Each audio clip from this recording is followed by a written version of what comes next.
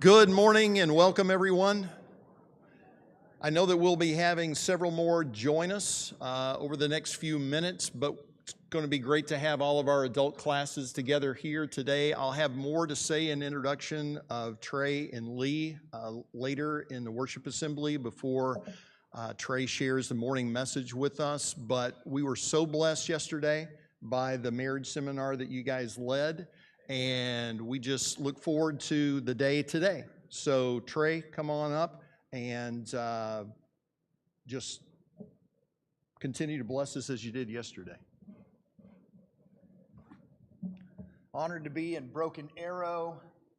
I have got to know Scott and Tim, what a blessing they are, and y'all are blessed to have those two men here serving this congregation. What a blessing that they are, and God's kingdom is full of great churches and great work, and y'all are doing great work. Thank y'all for hosting a marriage seminar yesterday.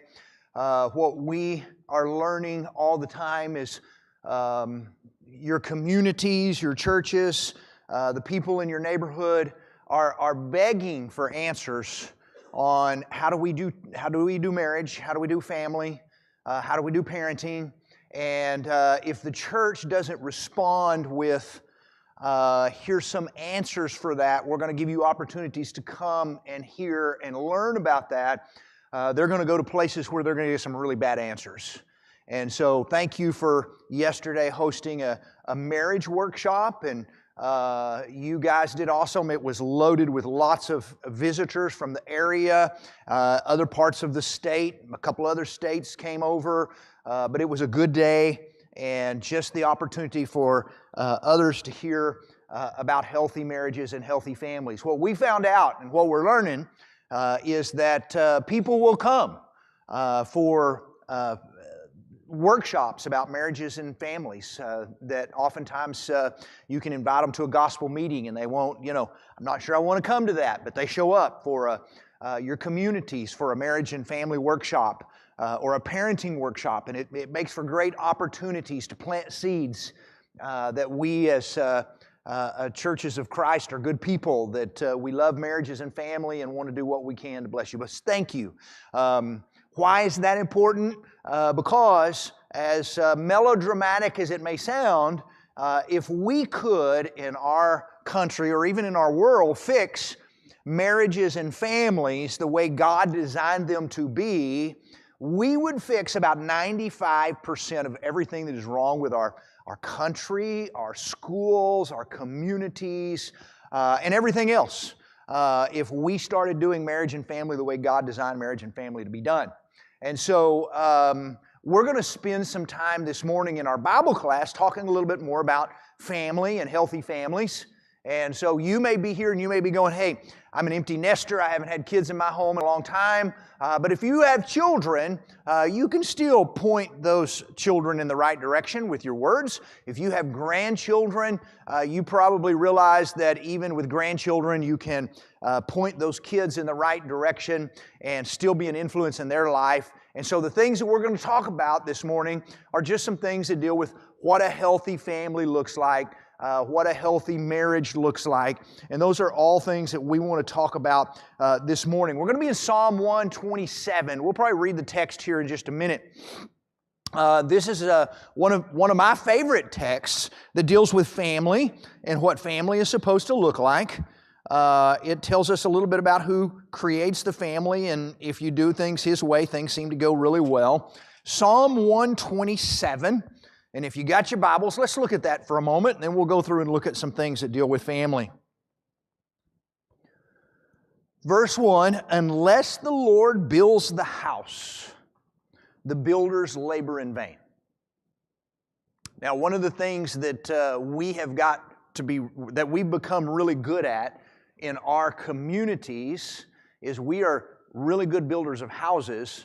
We're not so much when it comes to building homes and what a home with a mother and a father and kids are supposed to look like. And here we're reminded, unless the Lord builds the house, let God design your home, the builders labor in vain. Unless the Lord watches over the city, the guards stand watch in vain. In vain they rise early and stay up late, toiling for food to eat, and He grants sleep to those He loves. Children are a heritage or a blessing from the Lord. They're not an interruption. They're not an anchor that slows you down in life. They are a blessing. Children are a blessing from the Lord. Offspring, a reward from Him, like arrows in the hands of warriors. And here's what I want you to picture for a minute. Like arrows in the hands of warriors are children born in one's youth. So if you have children, you're not only blessed, but they are arrows in your hands. My wife and I have 4 boys. They are grown. We still feel like we have the opportunity to point them, not like we used to, but we can still point them in the right direction. They are still arrows. Arrows are used for fighting, to send out, and that is our job as parents. That is your job as parents. That is your job as grandparents. We're gonna send those light bearers out into a dark world. And so those children, arrows in the hands of warriors, are children born in one youth. Blessed is the man whose quiver is full of them. They will not be put to shame when they contend with their enemy or opponents in court. So the point is here, if you have children, you're not only blessed, but if you have a quiver full of children, the quiver that would have went on the warrior's back, you are very blessed. Your job, my job, is to point those children in the right direction. You pull that string back and you point them in the right direction. That right direction being toward God, toward what is right, towards what He is teaching. And you're to pull that. And there's going to come a time sometime, we'll talk about it toward the end, that you're going to have to let them fly. And they generally will always go where they're pointed. So we've got to make sure that we point them in the right direction. Now, let me just real quickly tell you, we're going to go through about 10 traits, 10 qualities of a healthy family for a few minutes and what a healthy family looks like according to God's design. And hopefully you look at these and you go, hey, that's us, we did that. And not, oh, we missed that one. Sometimes it's really good to get a gauge on what a healthy family looks like. We have gauges in our cars. And most of the time we don't understand, I don't understand, where's the temperature gauge, what's it supposed to run, or the oil pressure gauge. But usually it's red and green. And the reds tell me, hey, I'm in trouble and something's not right in here. The greens tell me I'm good, right? And we all understand the empty and fuel gauge, right? So we understand that. But still, you get down to the red, getting close to empty, you go, hey, this isn't good. So as we look at these 10 things, I want you to stop and go, hey, are we in the green range? Are we good on this as a family? Or are we kind of in the red range? Are we pushing it a little bit? So I want to share with you just 10 thoughts on healthy families and what healthy families look like in God's design for the family. Number 1 is right here. Healthy families display irrational love. So it's kind of interesting.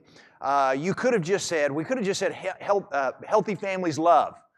But healthy families do more than just love. They have an irrational love. You go, what is an irrational love? Well, an irrational love is a lot like God's love. God's love was very irrational for us. God said, I love you enough that not only I'm going to send my very best to die for you. That's very irrational. I'm going to send my very son to die for you. That's a love that doesn't make sense. Love in families oftentimes doesn't make sense. It is one of those things to where you don't draw lines in the sand to go, hey, this is how we do it, or you're out. There are times where you go, hey, this is how we do it, and this is right, and this is wrong. But healthy families display irrational love for one another. Can I give you some examples of irrational love that will make you go, oh, okay, I get that. To me, it's amazing that God designed a mom and dad to be pregnant for 9 months to get to know a child that they don't even know and hadn't even met.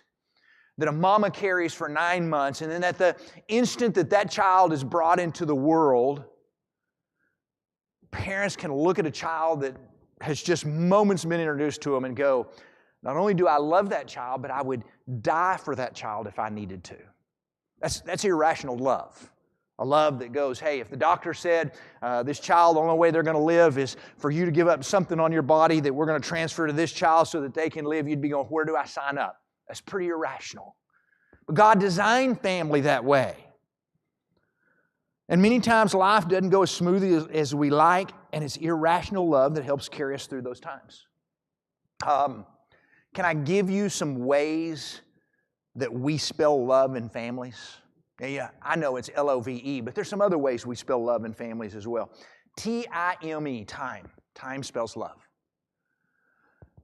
Your children need your time. Your children need your attention. You've got to give your kids time. You've got to give grandkids time. Make time for your children. Another way that we spell time is T-O-U-C-H, touch. Touch is healthy. How many times did Jesus touch people that He didn't even need to touch, but He touched them because that's what they needed? I love that. Your children, your grandchildren need touch. I love the fact that my family's pretty touchy. I am honored to get to go to attend worship or go to church every Sunday with my family.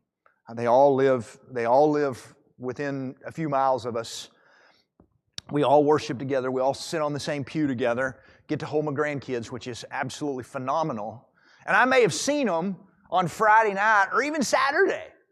But when they come in for worship, if we haven't started, sometimes they're a little slow getting there, but I'd rather them be there a little bit behind than not come at all. But if I can get there before, whether it's before or after service, every one of those boys will come up and hug their dad. I love that. It's just their way of going, good morning, Dad. I love you. My 87-year-old father, who is still alive, when I see him and get up to see him pretty regularly, I hug his neck. He gets out of his chair, even though that's hard for him to do, and he hugs my neck, and when I get ready to leave, he hugs me again. That never gets old, because that touch just says, I love you. You're special to me. Doesn't get much better than that. My youngest son, Cooper, I guess his love language is touch, and it was not uncommon for when he was in high school and he would come home from school and it had been a long day. It was not uncommon for him to climb up in his mama's lap, nearly 6 foot of him, 170 pounds, and nearly squish his mama, but because that's where he found love and that's where he found comfort and safety, and healthy families touch. Healthy families, another way to spell it, love is L-I-S-T-E-N. How well you listening to your kids? Sometimes your kids need to talk without you trying to fix whatever it is they're telling you. Listen, that's a good one. All right, let me give you another one. Rules, R-U-L-E-S, that's a good way to spell love. Children need rules. If your parents in here, here's your interesting statistic. 87% of college students recently said when it came to their home life that they grew up in, their parents probably weren't strict enough. R-U-L-E-S rule says, I love you, and there's just some things that we don't do because I love you. So when you look at healthy families, they display irrational love. They show love in lots of ways, and it is very, very healthy that you do it. Can I say real quickly, I ask just for you to take a second, because it's always good for me to do as well. Did you grow up in a family like this that displayed irrational love, and is the family you're currently in like this? Are you in the green range or the red range? Because it's important to know. Let's look at another one. Let's talk about communication for a second. Healthy families communicate. Now, we could have just stopped right there and just said healthy families communicate, but there are certain ways that we want to communicate. Healthy families communicate with love and grace. That means in the healthy family, there is not shouting and screaming and yelling and cussing and calling one another names. Now, I know I raised 4 boys, and sometimes they call one another names, and that's their way of saying that they love one another. I get that. But not in anger do you call one another names. You don't use things like you're an idiot or you're stupid or you're dumb. Those are just not allowed. Healthy families communicate with love and with grace, and they're cautious with their words, and there is no yelling or screaming. Can I remind you of Ephesians 4:29? That'd be a good way. If you're keeping notes, Ephesians 4:29 is a good. When you talk, do not say harmful things, but say what people need, words that help others become stronger. Then what you say will do good to those who listen to you. Communicate with love and grace. Can I give you one more? It's a little tougher. You may be going, hey, I got that. Healthy families are cautious about using a derogatory tone with one another. And sadly, you would probably admit with me that we're people who sometimes talk really nice to the folks at church and really nice to the coworkers that we work with, and sometimes we get home and we take a tone with our spouse and with our kids, don't we? And that's not always very healthy. That harsh tone to the people that we really ought to be talking to the kindest. They're the most important people to us. And we really need to talk to them with love and grace more than anything else. So did the family you grew up in, did it communicate with love and grace? The family you're in now, does it communicate with love and grace? Be cautious with things like anger and blowing your top. That's very unhealthy. God is not a fan of people with a short fuse. And you may be sitting there thinking to yourself, well, I got it from my dad, and my dad got it from his dad, and we just inherited it, and my son will probably... No, it's a generational curse that you have learned, and you've got to at some point break that generational curse. Because if you have a short fuse, you're going to teach your children to have a short fuse, and that's not healthy. Best thing you can do is seek help. Does that make sense? Can you imagine running across some man or some woman and they're kind of dragging their old leg around, and you go, hey man, what? I hadn't seen you in a couple years. What happened to your leg? Well, I broke it. Oh, I hate that. What did the doctor say? Well, I never went to the doctor. You know, my dad broke his leg, and he just kind of drug it around, and my granddad broke his leg, and he just dragged. So you'd be going, that's the dumbest thing I've ever heard. Go to the doctor. Get some help. Same with anger. If you've got a short fuse and you go, hey, my dad had a short fuse, and he just put up with it, and my mom had a short. No, go get some help. Get it fixed. Learn to communicate with love and grace. That's what healthy families do. Number 3 on our list. Healthy families value the uniqueness of each individual, and I love this. This is so important. Healthy families value the uniqueness of each individual. That means everybody's different, and that's okay in your family. Not everybody's going to be alike.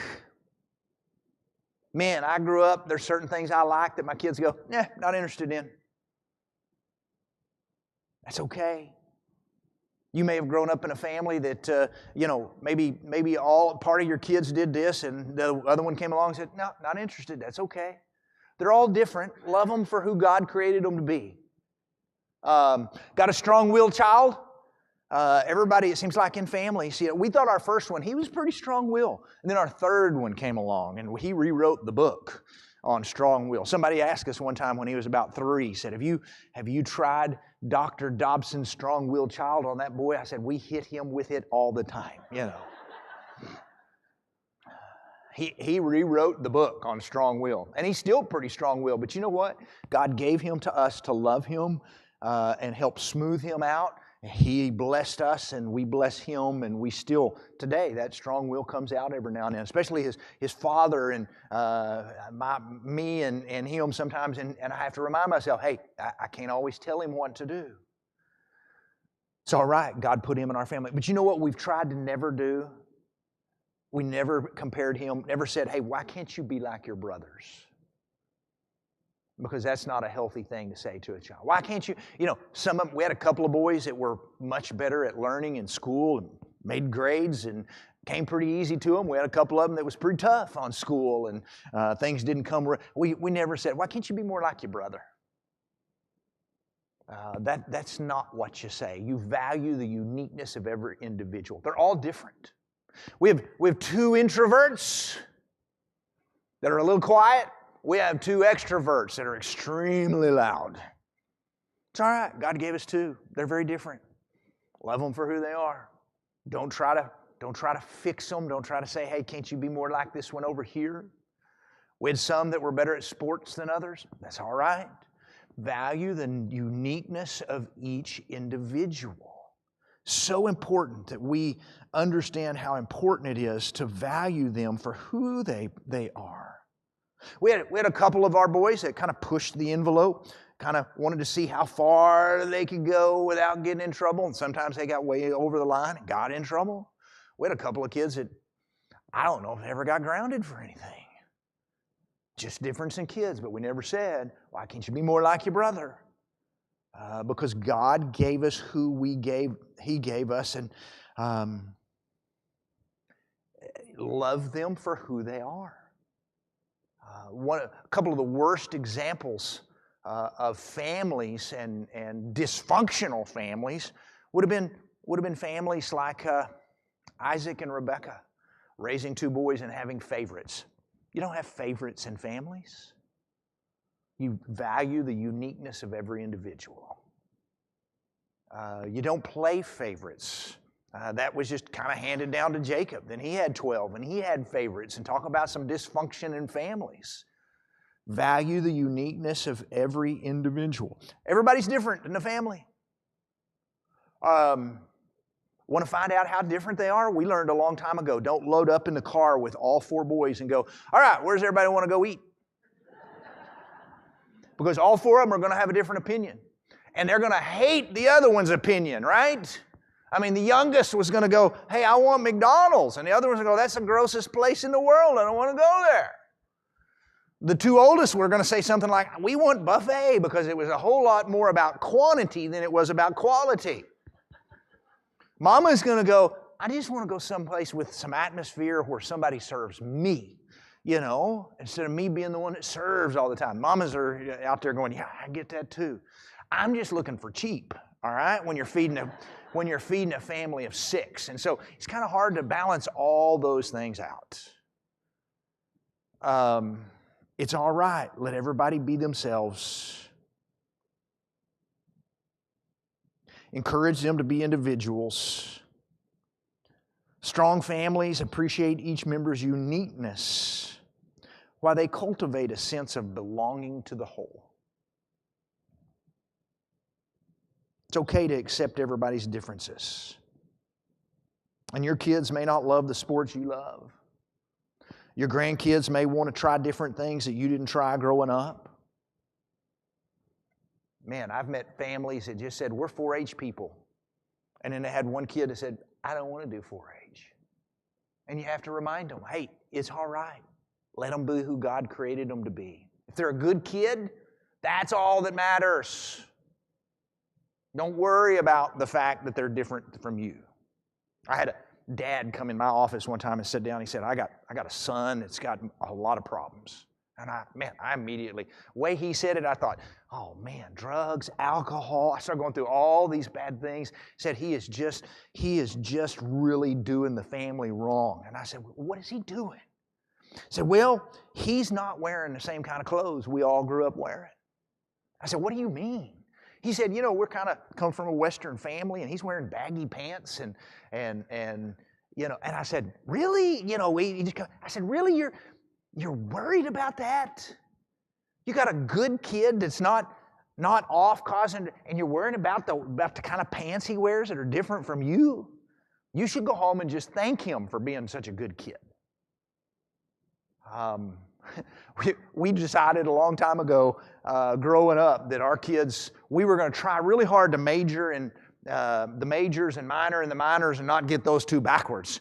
And there was a time where a couple of our kids decided they wanted to grow their hair out. Well, I didn't grow my hair out when I was a kid, but you know what? As long as they were a good kid and they kept it clean, I didn't care that they had long hair, and looked like I thought they needed a haircut, because, hey, the fact that they're just a good kid, that's what mattered. Value the uniqueness. Don't make majors out of minors. Don't make mountains out of molehills. Value the uniqueness of each kid. They're all going to be different. Did you grow up in a family like that? What's the family look like today that you're in? Hopefully they're like that. Number 4 on our list, we got to get moving. This is good. Healthy families provide a place to fail and receive forgiveness. Whew. Your kids are going to make mistakes. You're going to make mistakes. Sometimes your adult kids are going to make mistakes. And your family ought to be a place where they can both fail and receive forgiveness. And it's really, really important that they understand this.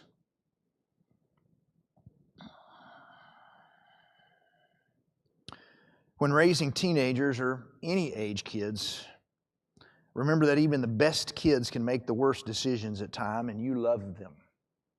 No matter what. Doesn't mean you're not disappointed in them. Doesn't mean you need to sit down and have a talk with them.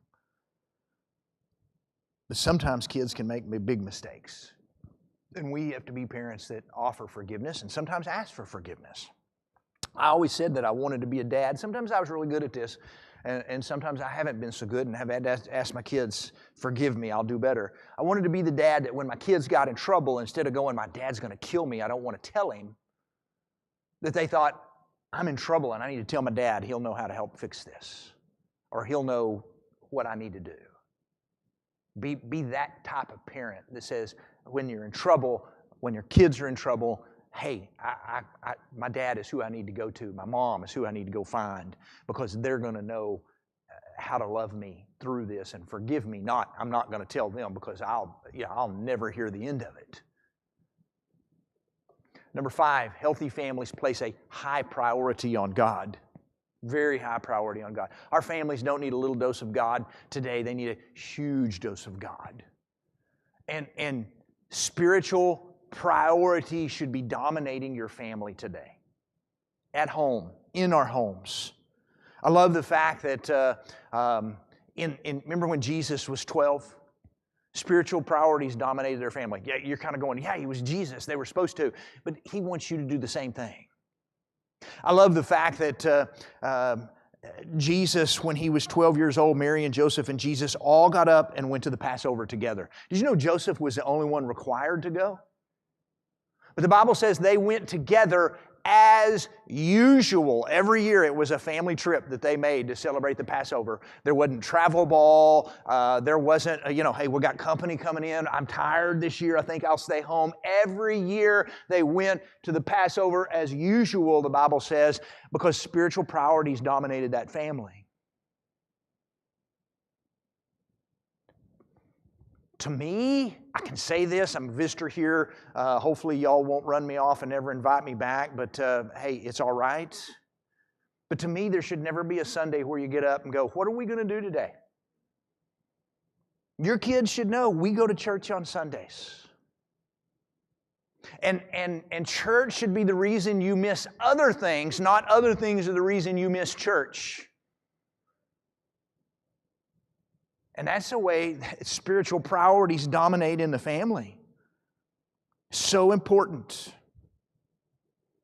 There ought to be some guardrails in families. Can I give you 2 guardrails for a second? That, we have guardrails on bridges that keep us from going off one side or the other and really getting ourselves in trouble. Guardrails in family.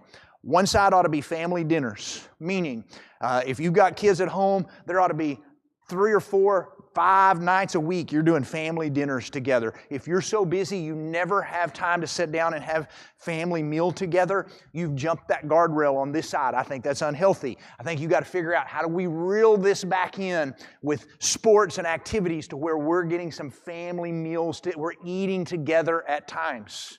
The other guardrail, I think, is church.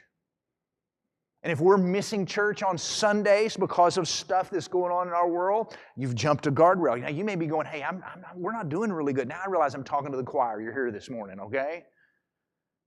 But maybe you're going, hey, we've struggled with this. Work at it next season. Because yes, your kids love to play sports and they love to do, my kids did too. But did you know there's a 0.002% chance your kids will be good enough to get a scholarship. And there's a 0.0002% chance they'll ever be good enough to play pro sports.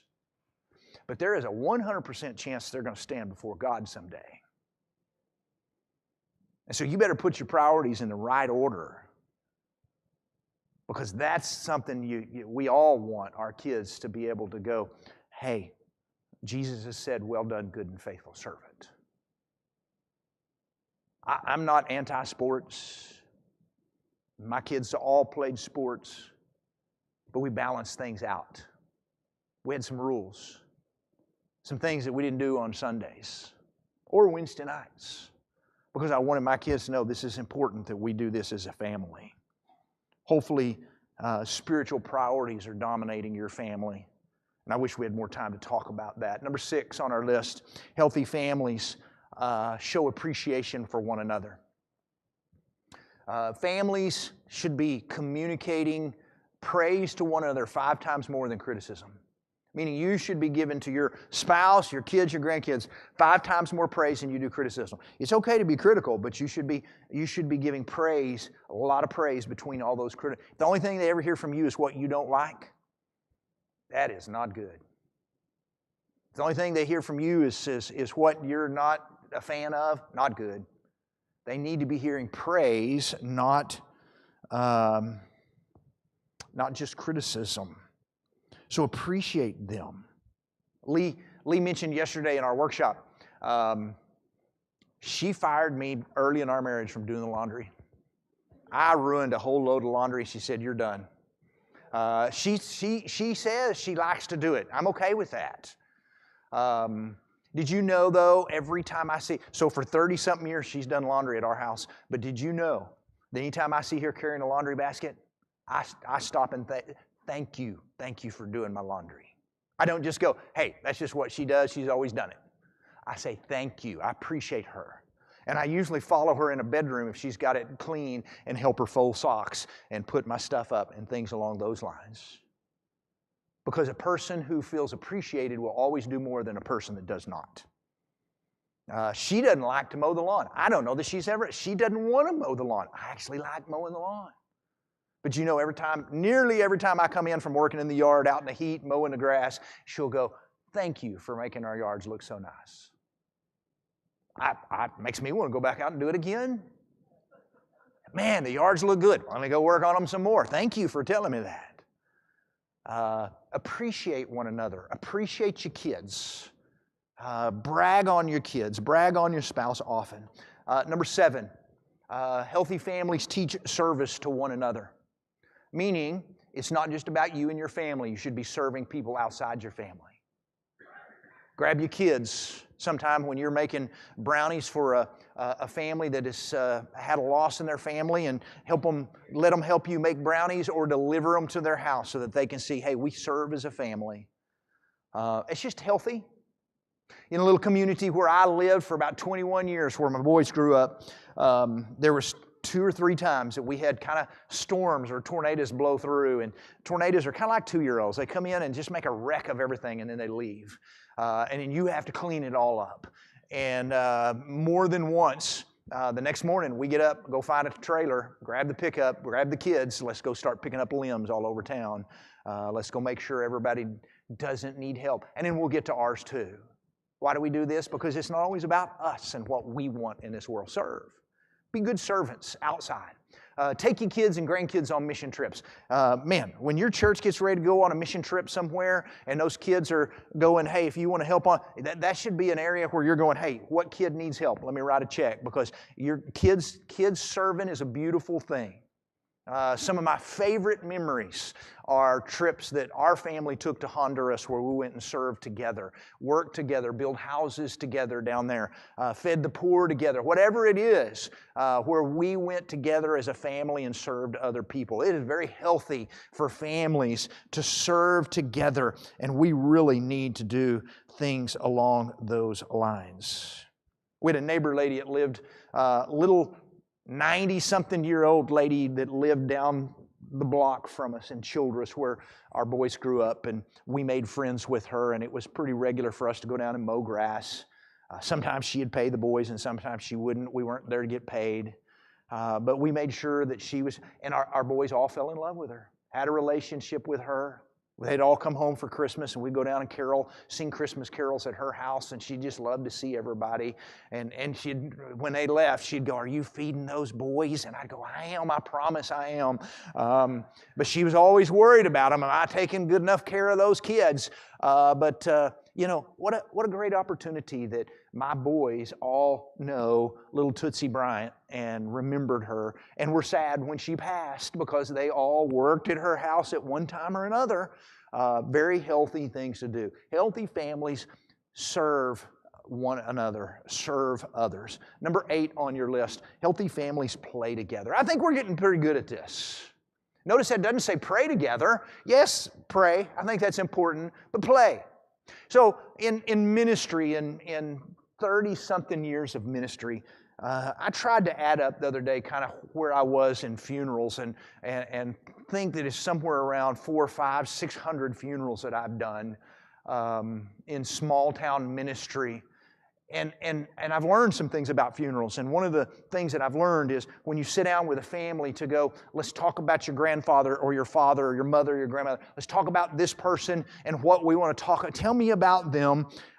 About 80% of the stories that they tell you are stories where they played together. I find that interesting. Let me tell you about the vacation. Remember the vacation we took? Remember the time when we took the bikes out to the lake and rode them down the hill, and then Dad would take them back up to the car and we'd ride them down again? It was all times where they played together. And it has reinforced the idea that healthy families play together. Kids, I remember growing up in a family of 9. Yes, we were a blended family, a family of 9 living in a 3-bedroom house with 2 bathrooms. Some of my best memories are playing together, games, backyard basketball, hide and seek. Because families that play together have some fun together. Those are things that people remember. And that is so healthy that you spend some time playing together. The dinner table. Sit around there and play some games at the dinner table. What a beautiful thing that dinner tables provide for us. You can play at them, pray at them, talk around the dinner table, just healthy. Family you grew up in, play together? How about the family you're in now? Number 9, healthy families model values and integrity. I mentioned this yesterday. I'll just throw this out here again today. The best way to teach kids and grandkids, 3 ways: model it, and model it. Of course, you can reinforce it by telling them things, but they're going to learn more from your actions and your example than they ever will from the things that you tell them. So set a good example. Ephesians chapter 6, verse 4, fathers, train your children. And he's not talking about fathers are pretty good training their kids at hitting a ball, kicking a ball, catching a ball, but he's talking spiritually, train your children. Be that leader in your home that trains the children. It's important that you become your gym, your home becomes a gymnasium. That's actually the word there, train. Gymnon. You train your children, just like they go to the gymnasium to learn how to shoot a free throw over and over and over. You train them in your home so that when they leave the home, they know, hey, what are we doing on Sunday morning? We're going to get up and go to church. That's what we always do because we've trained them. Model the values and integrity. Teach your children. When you get too much change back at the store and they're with you, you don't go, hey, let's go get shakes. So they gave us too much. We made out. You go, no, I don't think you charged me enough, or you've given me back too much change. That teaches your kids more than anything. It's important that your kids see you modeling values and integrity. Core values start by the age of 5. They need to learn that early. Respect for authority. Respect for people with different beliefs, different backgrounds, different faith. Teach your children. Teach your children to do what's right when no one else is looking. I think I have time for one quick story before we close, and I'll give you number 10. So one of my kids, really good kids, but one of my kids that didn't get in trouble ever, one night when he was about 16 years old, he said, Dad, I know curfew is midnight, but we're watching a movie with some church kids. Can I come in at 12:30? He sent me a text, and I said, I said, well, you know, curfew's at 12. In our little community, they actually had a curfew. If you were under 18, out past a certain time, you could get a ticket. And I said, you know, curfew's at 12, right? And he goes, yeah, but nobody ever gets a ticket. And I said, all right, you can stay. I knew where he was. I knew what he was doing with a good bunch of kids. And I said, come home at 12:30. They were finishing a movie. And so on his way home, guess who gets stopped and gets a ticket? Now, in this small community where I've lived for 21 years, I really, in my head, when he came in, he was mad. He is mad. And he, like I said, never got in trouble. My first thought was, I don't even need to call him. I will text Judge Maiden on Monday and tell him where Parker was, what he was doing, and I have no doubt he'll tell me, throw the ticket in the trash. But after I explained to his mama what I was thinking, his mama said, but will he learn anything from that? And I said, you know, that's probably a pretty good point.